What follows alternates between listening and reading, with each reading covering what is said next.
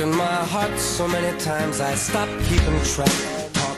I ran a PR agency, Mm-hmm. and one of my first clients was a group called Virtual Vineyards. Have you heard of them? Okay. Gary Vee was in high school. Okay, He heard of them and he paid attention. At the time, the buzzword on the internet was e-commerce. Mm-hmm. And e-commerce started in B2B. Right. And there are a couple of companies that started pioneering it in consumer. Mm-hmm. One of them you have heard of, that was Amazon.com. Yeah. The other was us. Oh, okay. But Virtual Vineyards was started by one brother-in-law, Robert Olson, who was a geek, Mm-hmm. and another one who was the 13th American master sommelier, Peter Granoff, who owns the wine store in the Merchant Building in San Francisco. San Francisco. Right, Yeah. Right. And Peter's dream was, and this is why you reminded me of it, to help the little artisan producers Mm-hmm. who could not get into commercial distribution, Correct. get commercial reach over the internet. Correct.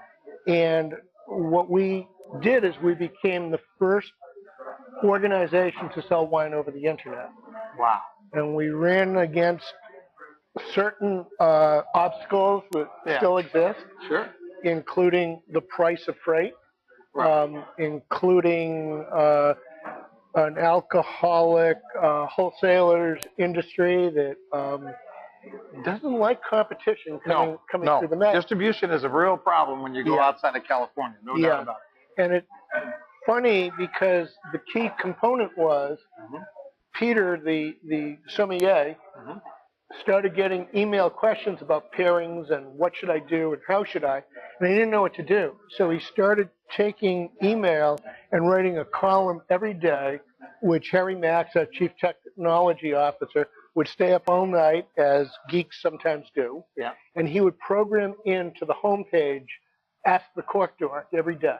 Oh my gosh. And it was hell, it was expensive, it was crippling, it took forever to do. Everything had to be in HTML. Putting photos in at that time was not like it is today. For those that don't know, I mean, HTML is the content. When you get a really nice email and it's got beautiful pictures, back behind that's the HTML, and that's a skill to be able to write that. Today the programs write it for you, but when the big houses that send email blasts, but that to know that skill. You needed to be a technology professional to do this. Totally. Stuff. Oh my God. And it was slow, it was ugly, and it was expensive. Yeah. And what we learned though is by having conversations with customers changed everything. It created passion. Right. And what we saw was the wine industry's users had the same passion as the wine industry's professionals. Correct. And we loved it, but the company was ill-fated. It was acquired by someone who acquired someone. Meanwhile, I was left with this awareness of that column, which would have been a dynamite blog. It would have been great, but it was 10 years too early. Too early. Isn't that something? Yeah. Wow. Well, I thought I'd rather be a little too early than a little too late. So, Speak to their investors. Yeah. Different story for them. Yeah. All right. So T.R. Elliott's Pinot Noir, fabulous bottle of wine, beautiful fruit, and Wine Club members, you've got that in your shipment. Great finish. That's pouring really nice. Very nice. I was going to move that out of the way, but I'm going to keep that on and probably drink that a little bit later. Let me pour another wine here. This is a Dry Creek Zin from Bono. Bono makes several wines for us. This comes from the Dry Creek region. About 12 months in French oak. And there's a wine special going on this wine. Retail price on that is $26.